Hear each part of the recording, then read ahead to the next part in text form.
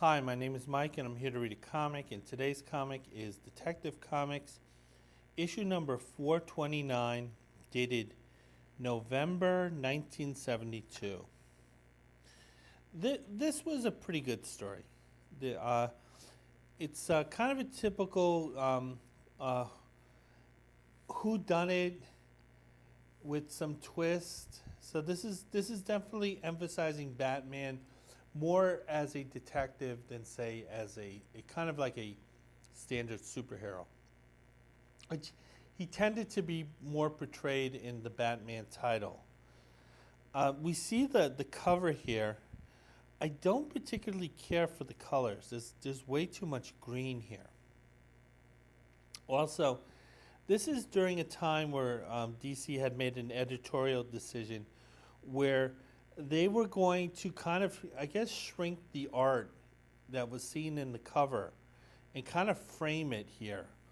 And then in the outer frame, we would get kind of a preview of what's going on in the comics. I think that this was probably done because in Detective Comics and in Action Comics, there was a lot of rotating of I guess the B stars in the DC universe. So at this time, Green Lantern, who is an A star, but nevertheless, he didn't have his own comic.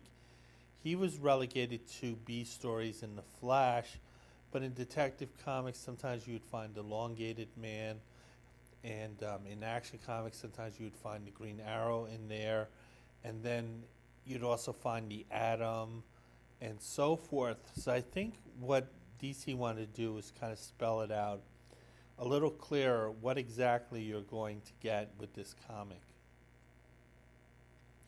So I guess they did kind of this framing device, which I didn't really care for. And one of the letters, particularly from a noteworthy fan, had mentioned that the cover is pretty good. I get the idea that Frank Robbins did the layout, but some of the finished art probably came from Nick Cardy. And we see Batman, he's facing off against the Man-Bat. The Man-Bat was a very prominent villain in the Batman comics in the 1970s. Man-Bat was even given a chance at its own title in 1976. But the character never really caught on.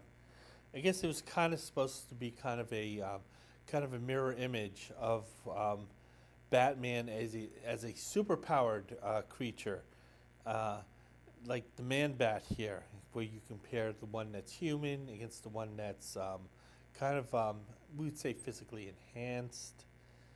The Man-Bat, like I said, never really caught on, at least in my opinion.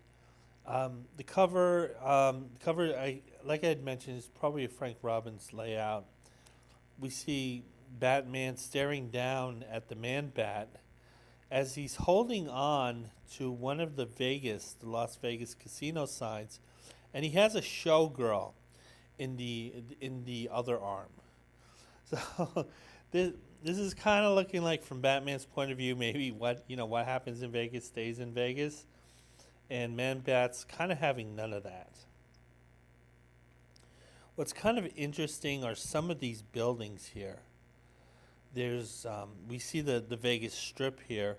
There's one sign that literally says gays, and then there's another sign on a building that's shaped like a penis that says gold, or at least the partial spelling of gold.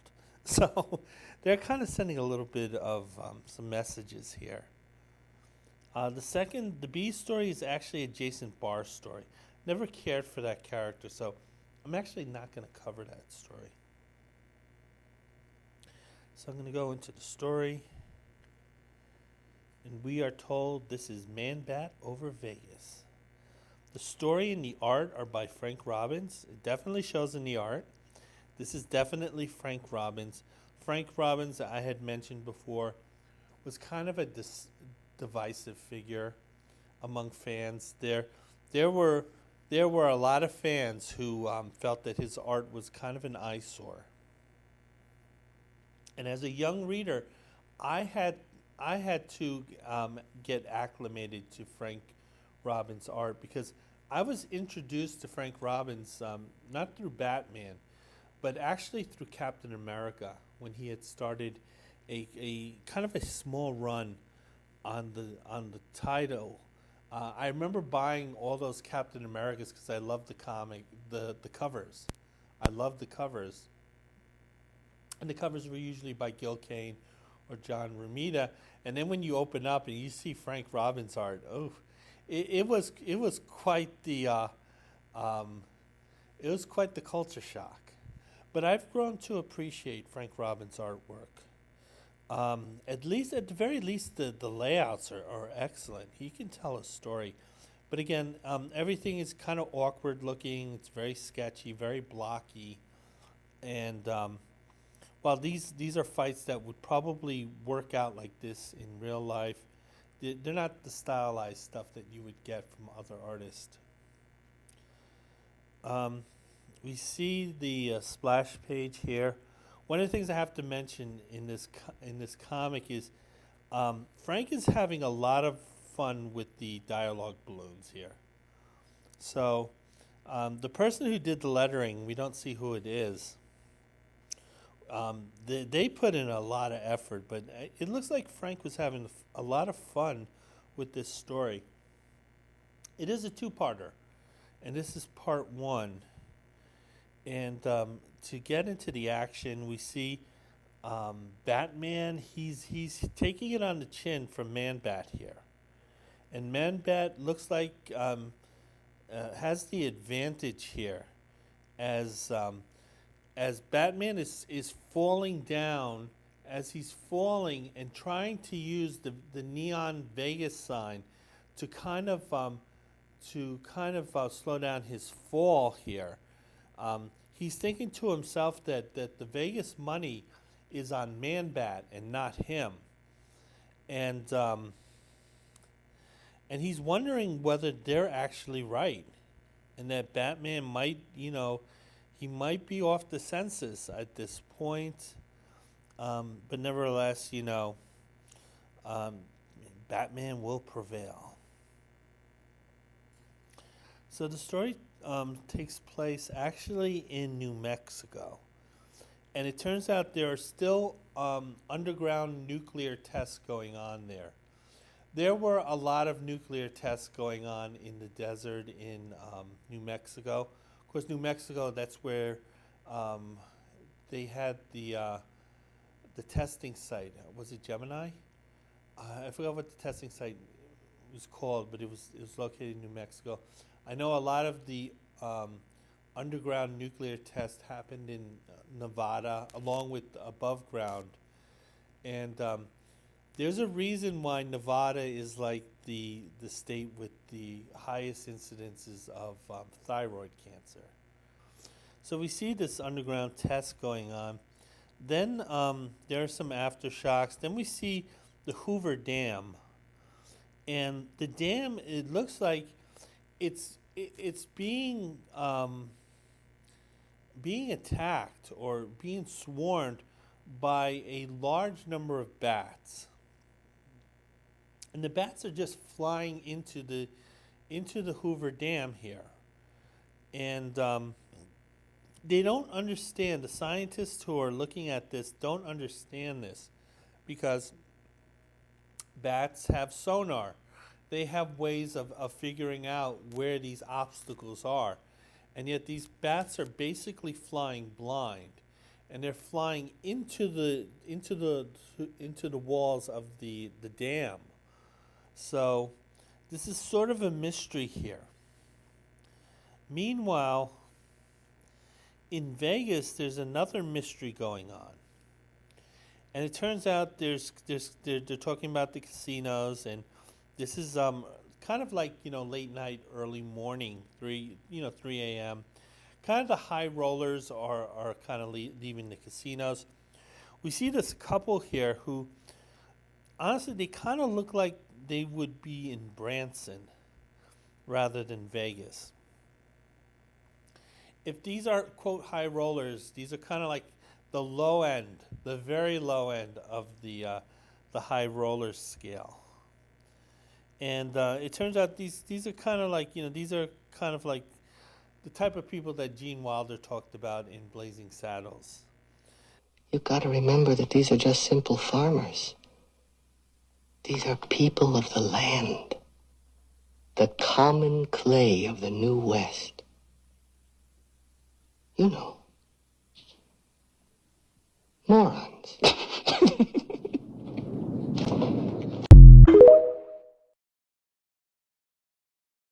And they come across a man who appears to be unconscious at first, but they later notice that he's actually dead. And the guy's wearing a purple outfit. He looks like he had gone into Prince's wardrobe. This is what this outfit looks like.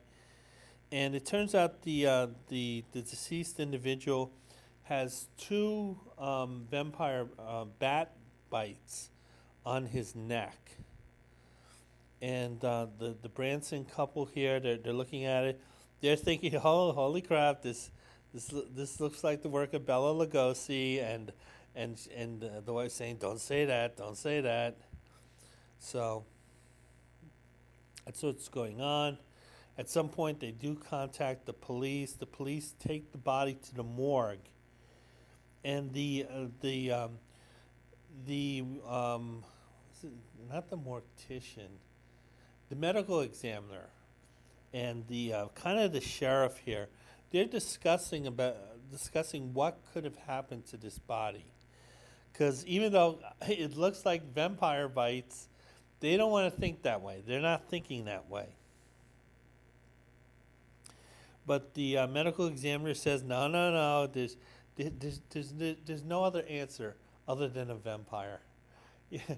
Can you imagine any medical examiner in the United States with this case saying, "There's a vampire out there. The proof is completely conclusive." So the police and the medical examiner, they're not really much help. Okay. So anyway, what's going on here? So there's a lot of talk about the nuclear blast, and there's a lot of talk about the bats who had kind of kamikazed themselves into the Hoover Dam or the Hoover Dam's walls. And they're clearly on talk radio at this time. There are people trying to make that connection. Meanwhile, we go to Gotham, and we see the Batman. The Batman is at home at Bruce Wayne's, stately mansion. He's in full Batman gear. He has the cowl on and everything. And it's interesting here. He's watching TV with Alfred, and I guess maybe this is sort of to make Alfred feel a little bit more important. That say, "Listen, Alfred, I know 99% of the time when we hang out, I'm Bruce Wayne, but we'll have like a night a month where I'm Batman, and I'll stay in character in Batman, and we can kind of interact and relax, just being you, and you can say, hey, you hang out with Batman." So anyway, you see Bruce, he's really into this story. So the news is reporting what's going on in Vegas, at least the scuttlebutt in Vegas, about the vampire bats. Batman's hearing this. He's like, vampires in Nevada, so far north of their natural habitat. So in the DC universe, it's established there are vampires, and it's established that there is a particular region that they like hanging out in. And normally they're not found in North America, which, automatically means, Batman can kind of cross them out as his problem. Because he can pretend, hey, listen, another continent, another problem, not mine. And Batman, he's bringing up Kurt Langstrom. Kurt Langstrom is the scientist who morphed into the Man-Bat. Kurt Langstrom, from what I remember, was a fan of Batman, and he wanted to develop a kind of a serum, a super serum, similar to what Captain America took, but more bat-based on his hero Batman. And Langstrom had taken it, and it made him morph into the Man-Bat. I actually have not read very many Man-Bat stories, so I'm kind of guessing a little bit, even though I think I'm pretty right about the origin. And it turns out that Alfred is familiar with Kurt Langstrom. He knows him, kind of as the curator of nocturnal mammals at the Gotham Natural History Museum. And of course, this news report is coming from Vegas. So the newscaster is kind of framing it in a way that reflects the Vegas Strip by saying, the smart money is that this Vegas raider, who, by the way, started bothering us around the same time as those crazy bats, was created by the nuclear tests that were going on just a few days earlier. And they're saying that the majority of people at Vegas, if they had to bet, they were going to bet that they are under siege from a monster mutant vampire bat. So that's what the smart money in Vegas is saying. And Batman dismisses it, saying, listen, the quote, smart money have been seeing too many horror films. Batman, he was born into the 1%. He's a billionaire playboy. He looks at odds. He was kind of floating around his meme coin idea, but figured, hey, 1972 technology just couldn't support it. He was probably looking into casinos, into making some money. And he's very dismissive of those investors, though. So Batman is kind of dismissing the idea of a mutant bat. However, Alfred points out that Kurt Langstrom, when he transformed into the Man-Bat, isn't that a mutant bat? So Alfred's actually the better detective here. Bruce Wayne, because he took off his cowl. He's a little defensive, saying, true, but he brought that on himself and his wife by reckless experiment. So Bruce here, he's not giving Alfred any credit, being a little defensive about being, out-investigated, so to speak. And but it turns out that the reason why Batman is dismissing the mutant bat theory is that he was already aware of Kurt Langstrom, but Kurt Langstrom's in Gotham, so he's thinking Kurt's not going to be out in Vegas. He's not really the gambling type. He's kind of a scientist. He likes sure things. He likes certainty. He likes predictability. This is what scientists search for. And this whole gambling thing is just not going to appeal to a guy like Kurt. But it turns out that Kurt Langstrom, I should say, he actually was in Vegas. And this immediately, captures Bruce Wayne's interest, I should say. Although I guess it doesn't matter which persona I identify at this point in the story. So anyway, we see Kurt Langstrom. He's on the news here. He's with his wife in the background. The wife kind of has an Anne Margaret look to her. Very attractive. Again, even Frank Robbins drew the females a little bit more attractive than the men. Kurt Langstrom kind of looks like Frankenstein here. This guy doesn't have a 4-head; he has a 5-head. But nevertheless, he was able to bag an Anne Margaret type wife. So the news reporters are asking Kurt Langstrom, because since he's such an expert on bats, what is likely going on here? And Langstrom is dismissing the story of a bat raider or a vampire bat or a vampire in general as just nonsense. And see, Kurt is calling it sheer nonsense. And he's saying, fact, the nuclear shock waves did uncover these possibly, quote, prehistoric caves, revealing a surviving species of bat. And so basically what was happening here is that the earthquakes, I guess those mini earthquakes from the nuclear blast, had uncovered this hidden cave that contained all these bats that are normally not seen in North America. So these were kind of types of bats that were hidden away. I have no idea how they were eating, how they didn't go stir crazy in that little cave, but nevertheless, this is what we're given. And Kurt Langstrom, he's pointing out that the bats that kamikaze the Hoover Dam, they rarely attack humans. And I think that's the most case. Most bats they're just kind of mice with these flappy wings, and they will stay away from humans. There is a danger with them in that they do carry rabies. And the thing is that actually bats have a very weak bite.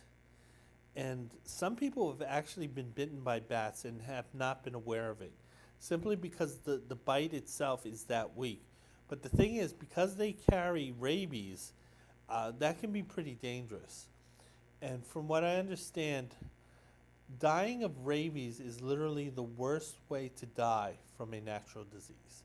That is the single disease that is the worst way for a human to die. And so nevertheless, you have to be careful with these creatures. So Langstrom, he's dismissing everything, saying, hey, listen, this is a figment of mass hysteria, a mind trap. Dig? Your mutant was a tiny straggler from this cave, crazed by hunger, who happened upon a lonely man. Yeah. But the thing that's interesting is that we're given a hint here. While Professor Fivehead is going on about mind traps, dig, his beautiful wife is also in the TV frame, and she's kind of mussing with her hair here. And one of the things that we do see is that there's some type of band around her right wrist. So she received some type of injury there, which seemingly, if you're watching this newscast, you might not care to notice. But again, DC using these nice little twists, and they do want to establish things. So this is kind of an established clue. The newscaster thanks the professor, and he also points out your lovely wife, Francine. Batman gets really animated here. He gets really angry. He shouts, "He's covering Alfred. I swear it." This is the reaction of a guy who sees, say, a closeted gay, out and about with his wife, pretending that he isn't gay. And Bruce is sort of like, listen, you're talking to a man who has been wearing a leather cowl, been sliding down bat poles, has been cruising Gotham with a 15-year-old boy called the Boy Wonder. And I know a guy who's in the closet. This guy's in the closet. Bruce is giving off that type of energy. So Alfred's looking at him, and he's saying, "My word, Master Bruce, we have issues, don't we?" And Bruce is like, he's in Alfred's face. he's just focused on Langstrom. He said, hey, my hang-ups are my hang-ups, but we need to focus on Langstrom's hang-ups because I can make fun of those and I can judge him for it. And Bruce is thinking that probably Kurt Langstrom has returned as the Man-Bat.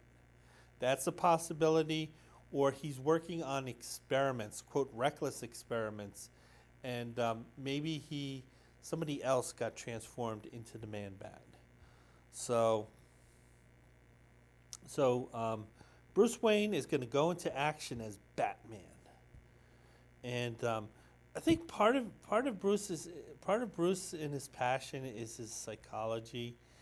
The reason Langstrom got into studying bats was that he was a fan of Batman, and he wanted to develop the super serum for Batman. As I had mentioned earlier, there's a little bit of hero worship. However, Bruce Batman not really taking it that way. He's taking that as a threat, saying that Langston, when he developed the serum, he was looking to replace me. Alfred, he wanted to replace me as the Bat of Gotham, and I bet you that's kind of upsetting Bruce here a little. So he puts back his cowl, and he says that he's going to go out there to Vegas, and he's going to see whether the Man-Bat is actually the vampire over Vegas. And again, I really enjoyed the art. It's so campy. And again, the story is very well laid out. Frank Robbins can tell a story. So anyway, Batman arrives in Vegas. And it's a little awkward for Batman because the thing is, he actually has to introduce himself to the police commissioner of Vegas. And he's letting him know, hey, I'm the Batman. I'm the guy you normally expect to see in Gotham, but I'm going to be out here a few days. I'm going to need some police cooperation, at least some police understanding.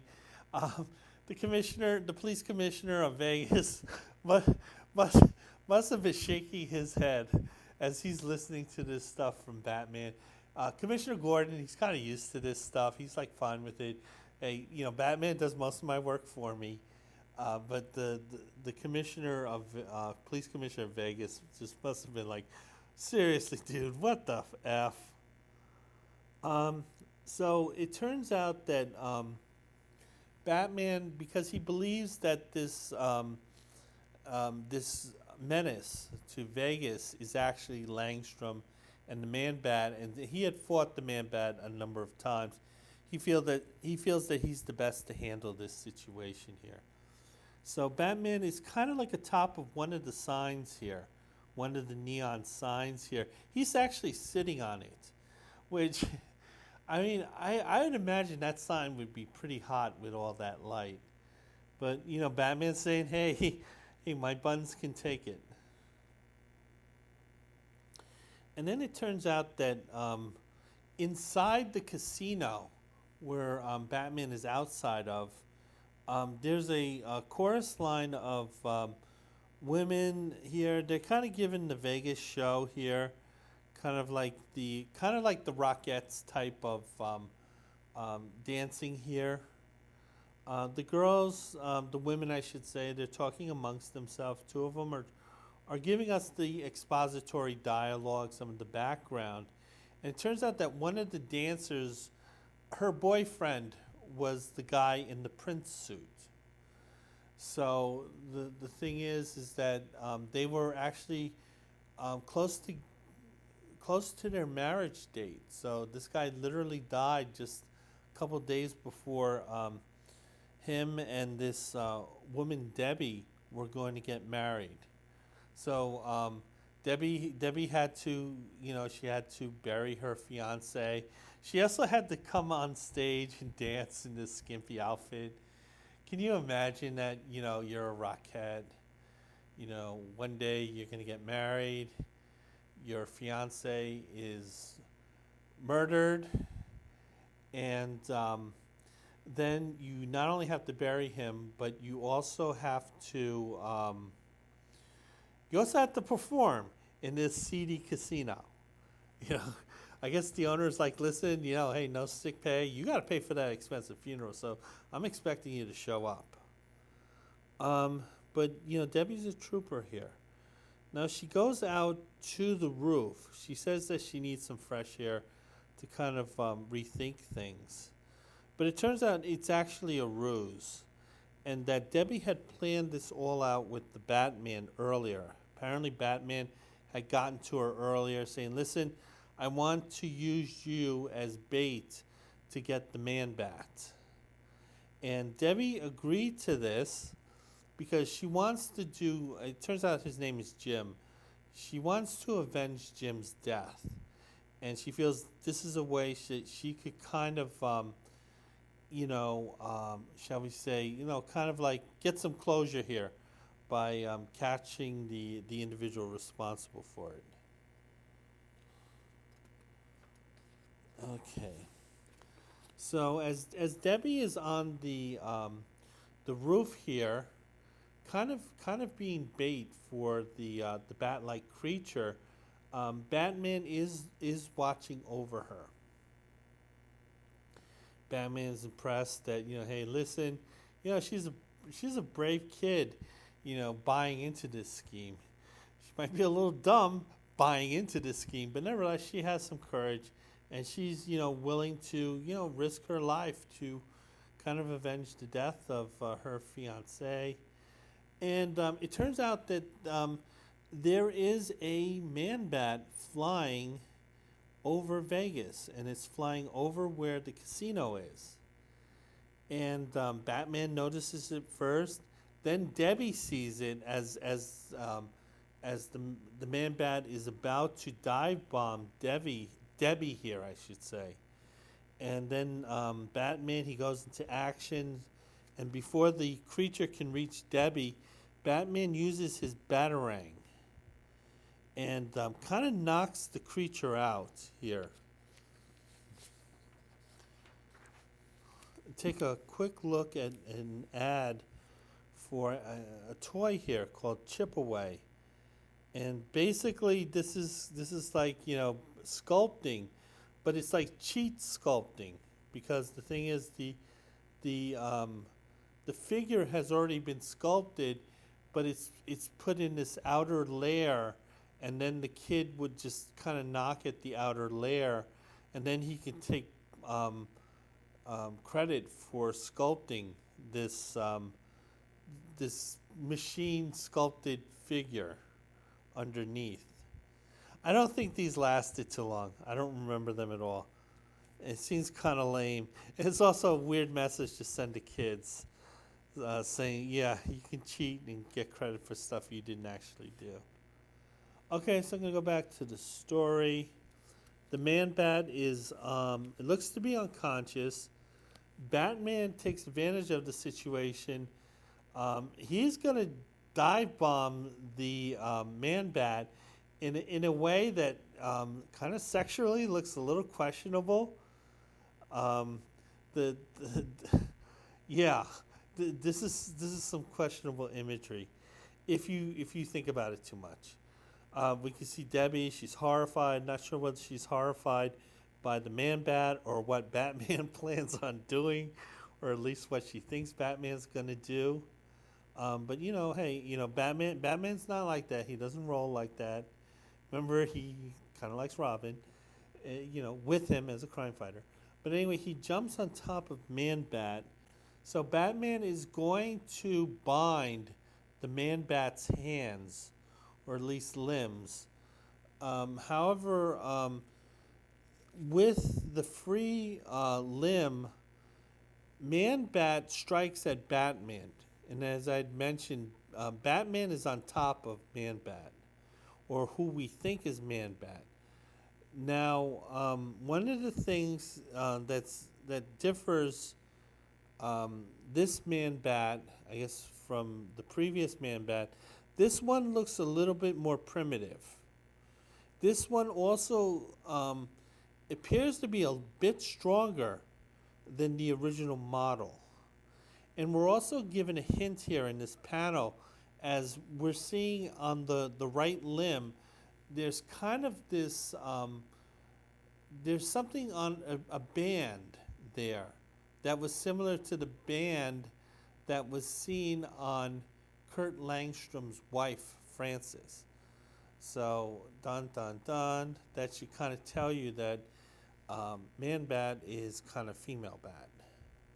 So anyway, Batman, he was really taking on the chin. Um, the bat creature's right hand really kind of scrambled Batman's head here. Batman can't figure out how the creature got out because he had figured that the Batarang had hit the creature hard enough that it would be out for hours. That's what he would expect to happen with the man bat. But Batman is starting to get it that this is not necessarily the same creature he had fought earlier. And this was a stronger creature here. And he actually isn't sure what new powers that that this creature has that the man bat hadn't shown.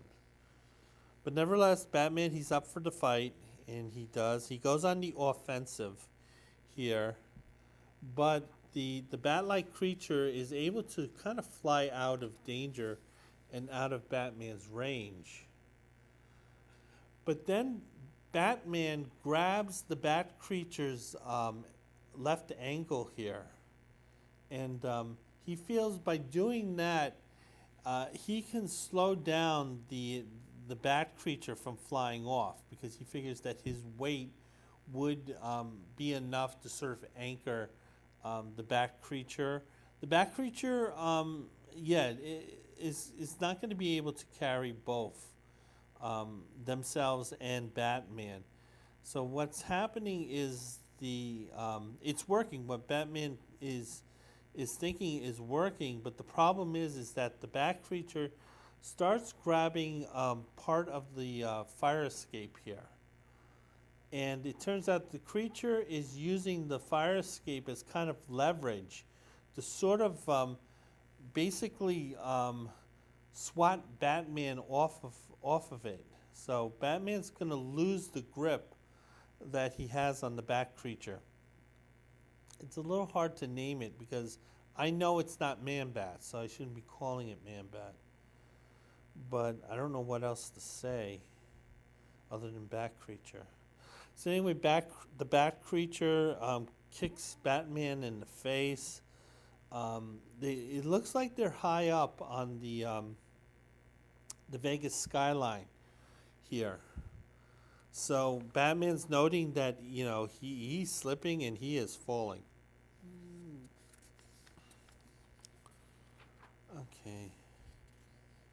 This is the classic Charles Atlas ad, but this is one that I've seen before. No need to go over it.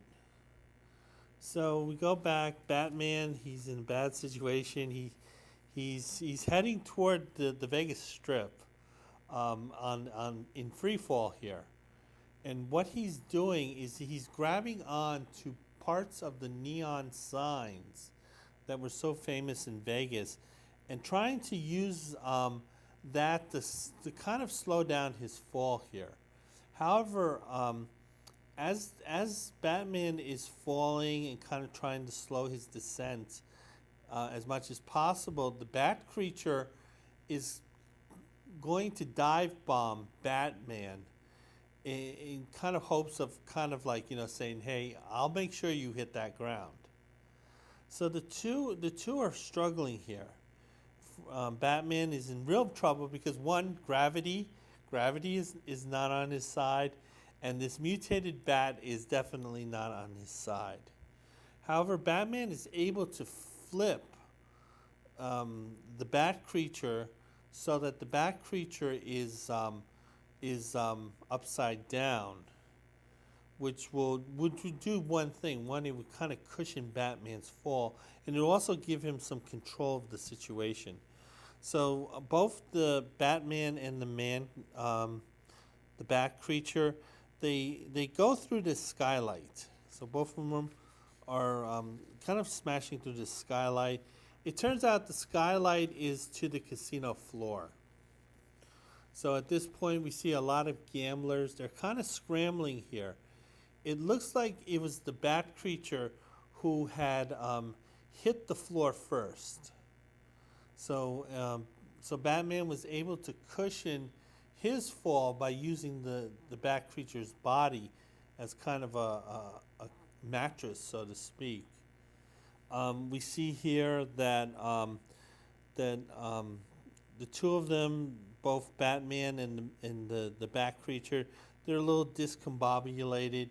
We see the gamblers; they're running off. They're leaving their chips. They're leaving their money, which is something they wouldn't do in real life. Um, the gamblers would fight these two creatures, Batman and the bat creature, rather than leave that casino without their winnings. Nevertheless, they're escaping. The casino does have security, and it's a bouncer, and he's ready to go after the bat creature because this guy knows who Batman is. So he's trusting that Batman is on the side of law and order, and he's immediately going to use his brass knuckles on the bat creature as the bouncer is about to land a right on the bat creature. The bat creature flies out of the casino, and the bouncer hits Batman right in the jaw, right in that square jaw that Frank Robbins drew for him. The bouncer is apologetic, saying, "Hey, I kind of didn't mean to do that," but nevertheless, that still stung Batman. Batman definitely believes that the bat creature is Langstrom, even though he's aware that this is a different variation of the Man-Bat. He thinks that this is the Man-Bat. He says something to the bouncer here. No, you didn't. Yeah, Batman believes the bouncer, but at the same time, he wants to slug the bouncer too. So then, Batman, he ends up where he parked a Vegas police helicopter. Apparently, when Batman was talking to the police commissioner of Vegas, he had gotten permission to use one of their police helicopters. And this is how Batman is going to follow the bat creature. Batman is saying, listen, the bat creature has a large lead on me, and he's hungry, and he's frustrated, and he's probably very dangerous. So I really have to catch up with the creature here. So Batman is flying, is going through the Vegas Strip by helicopter here. Batman actually has tracked down where the bat creature is, and it looks like the bat creature is sort of entering this base camp, and it turns out that it's Langstrom's base camp. So as far as the Batman is concerned, he's 100% right that Langstrom, in one form or another, is behind this. However, as Batman lands the helicopter, he's noticing that there's something stuck to one of his gloves. And what it turns out to be is a Band-Aid. And Batman doesn't understand where this Band-Aid came from. However, we know that this Band-Aid had shown up twice before. Once when it was on the wrist of Langstrom's wife, Frances, and then on the bat creature when Batman was fighting it in Vegas. So, dun dun dun, Frances is the bat creature. So it's actually the female bat. I guess you can call it. Yeah, there's no way you're gonna call it that. So anyway, Batman has pretty much figured out who is transformed into this bat-like creature. And as Batman is heading toward the base camp and he's heading toward the main tent, he confronts Kurt Langstrom, and he wants to know where the wife is because obviously you would expect them to be in the same tent, in the same sleeping quarters. But it turns out that Frances isn't there, and Langstrom has no idea why. And then Batman he lets Langstrom know about his hypothesis, saying that listen, you're up to those reckless experiments again, and now Frances is the one who is transforming into the Man-Bat creature. And here we see again one thing about the lettering here and the dialogue boxes and the thought boxes is that Frank Robbins is having a lot of fun with this story. And yeah, it's a pretty good story. I like it. So then Batman confronts Langstrom with the Band-Aid. Because the thing is, he's covering for his wife, which is kind of what a good husband should do.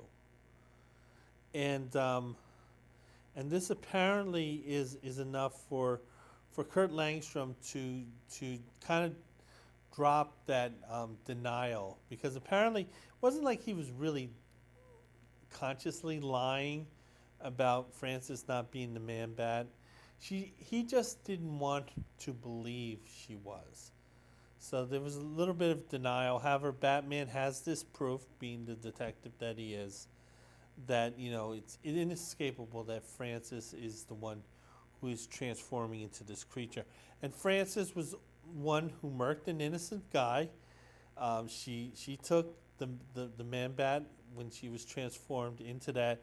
I'd already taken one Vegas citizen off the census. So there are repercussions here for what's going on. However, the proof is undeniable to Langstrom. So he agrees at this point he's going to help Batman as much as possible. So they're going to explore those caves that Langstrom was there for whatever research he was doing. Batman, he already has his equipment in his utility belt, so he's set for this type of kind of cave exploring gear. Langstrom, he has to put on his own, so he gets all those ropes and pulleys, and he gets kind of like the miner's hard hat here. And they're going on a search for Frances in whichever form she's in. And it turns out that Frances had transformed back into her human self. Here we see the caves. See, Frances is on a ledge here. We also see, I think they're called stagicles. I'm not exactly sure. They're sort of like these icicle formations that you would see in caves. We see a lot of those there. And it looks like the two men, Batman and Langstrom, they've been searching the cave for a long time because they don't know where Frances is. Frances, when she was in her bat form, obviously it would be much easier for her to access the cave and get completely lost in it. Whereas the two humans here, this is kind of really a lot of hard work for them. Langstrom, he's not sure whether they'll actually find her or not. He's ready to give up. Batman saying, no, don't give up. Listen, rather than searching together, we're going to have to search separately. This will, increase our range and we get things done quicker. Although, yeah, we'll have to split up. So anyway, as the two men are searching for Frances, Frances is conscious now. She doesn't understand why she's in this cave. She feels cold. She feels damp. Apparently, whenever she transforms from who she is to this Man-Bat creature, she doesn't retain any memories of it. Then Frances calls out for her husband for help. She's just, at this point, she doesn't know her husband's there. She's just blindly calling out for help. And then it turns out that Kurt hears her. And again, there's some really nice lettering here with the sound effects here. So Kurt at least knows where his wife's location is by her voice. She's crying. She's upset. Kurt wants to get to her. Kurt realizes he's not going to get a woman this hot, not with that 5 head he has. So he wants to keep her around as long as possible. So it turns out this is taking a long time here. They're making it clear that they've been in this cave a long time. So as Kurt Langstrom is getting closer and closer to where his wife is, when he finally reaches his destination, it turns out that she had already transferred back into the man-bat. So Kurt Langstrom has to face a much more primitive, a much more powerful, a much more savage version of what he was when he was the man-bat. And the man-bat gave Batman a lot of fits. And Kurt is not going to last too long against this if Batman was having trouble with this. And then the bat creature, she attacks Langstrom. So basically the wife is attacking the husband here. Now the husband's, he has ropes, he has harnesses. So at this point he's fully attached. But nevertheless, as the bat creature goes on the offensive against him, he's thrown upside down here, and he's basically hanging by one of his ankles. And of course he's crying out, and she's making a lot of racket. And then Kurt, what happens is we see a grappling hook, and it kind of reaches one of those those cave structures there. Normally, people who explore caves, and it's something people do, and I think they're absolutely insane to do it. But nevertheless, there are people who do it. They normally don't use grappling hooks. Grappling hooks look really cool in movies, but they're not particularly useful, simply because you don't know what type of hold the hook will have on what it's holding on to. Same way, it looks really bad for Kurt. Kurt looks like he's going to be attacked by the bat creature, but then Batman arrives. As much as I've been praising the layouts of this story, this one is somewhat questionable. We see Kurt, he's upside down. We see Batman's leg, and he's just kicking the man-bat here. This looks so awkward here, this one panel. Batman is a little apologetic, saying, sorry, I couldn't get here any faster. But, I just heard you crying like a little girl, so I just followed those cries and the echoes. You can thank me now if you want. So anyway, Batman, he's concerned now because now the bat creature is going to turn on him. And he's not quite sure what to do. It turns out that Kurt Langstrom, he's armed. And he was thinking, listen, I might have to take my own wife off the census. And this is something he didn't want to do, but he's a guy who also underwent that transformation. So he knows how dangerous it can be in that state. And he's thinking that he might have to kind of have a permanent solution to this problem. Batman, he doesn't like it. He's not into guns, and it's not his way to simply delete people from the census. He's saying, listen, we can help her. hey, hey, you're married to this woman, this who is transformed into this creature. Uh, you want to murk her? I don't. Dude, seriously, you need some marriage counseling there. So anyway, Batman is able to bind up the bat creature here, or Francis, and I think they want to take Francis to a hospital because the thing is she's probably hungry for blood, and the idea is that if they can get to the blood bank, they can use the blood at the blood bank to keep Francis alive, while at the same time she isn't murking someone.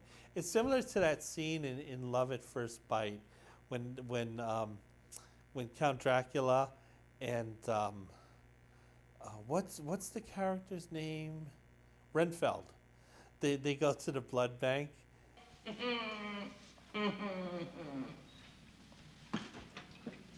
Master, we hit the jackpot. Only in America. Plastic disposable bodies. It's like a supermarket. And yeah, that is a great movie, Love at First Bite. So anyway, they're talking about giving Francis a full blood transfusion. The idea, thinking they can, when they take out the old blood, they can get the virus out, and then they can give her new blood to kind of keep her alive. Yeah, it doesn't really work that way, because you're probably going to be damaging all types of internal organs. But nevertheless, again, Frank Robbins was not a doctor, so this made sense to him. And yeah, so basically, this is a cliffhanger. We see Batman. He's flying the helicopter to the hospital. We see Langstrom. He's holding his wife in this bat form. Kind of, yeah, he's upset, and he's concerned, we should say. And this is the end of part one. I have not read the conclusion story, but I thought this was a pretty good story. Okay, let's take a look at a few other things from the comic, but not the B story. I just didn't find it interesting. Take a look at this one ad.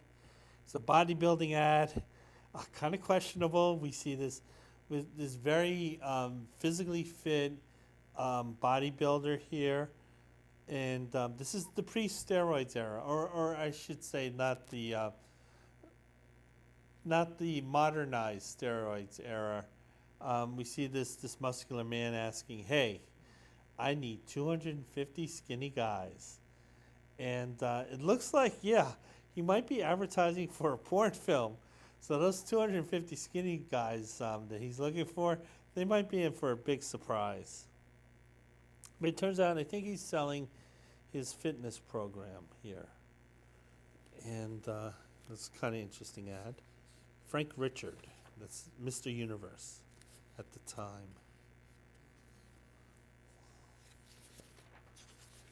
Okay, take a look at this in-house ad as the Jason Barr story is ending.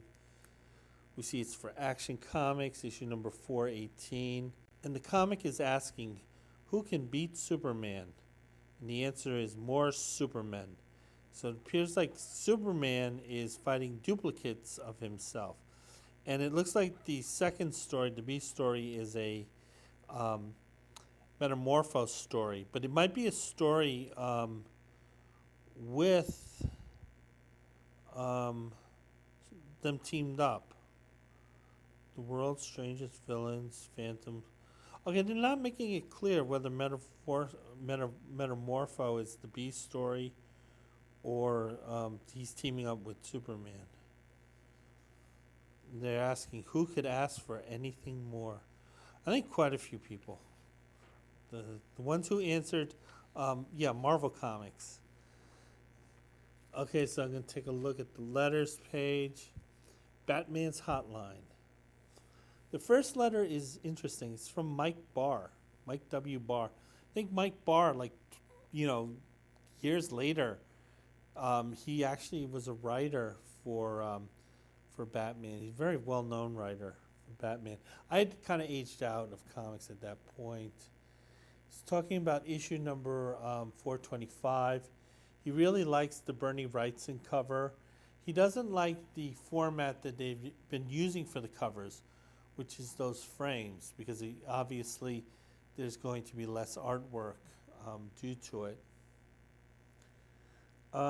He's talking about the story. The story is the stage is set for murder. He feels it's a bit clumsy, and that there was some good dialogue, and he liked the Shakespearean stuff that they were doing. But he feels that O'Neill is kind of just going, kind of doing stuff that he had already done. He's also talking about Jason Barr in the Beast stories.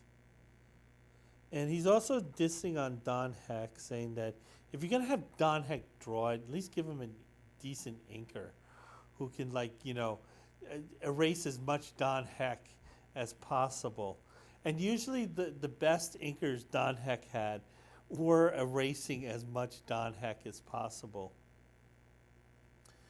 The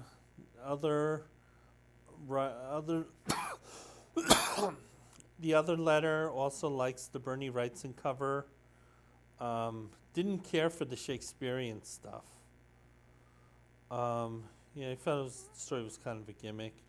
Did like the art though, by Irv Novak, who's a good artist, and Dick Giordano. He was also another good artist. They're talking about the Jason Barr story here. The next letter is from a reader who tried to actually solve the mystery before reading through. So he was like really studying the story, really studying the panels, trying to find the clues, but he wasn't able to do it. He says that he needed to read the entire story to kind of figure out what was going on.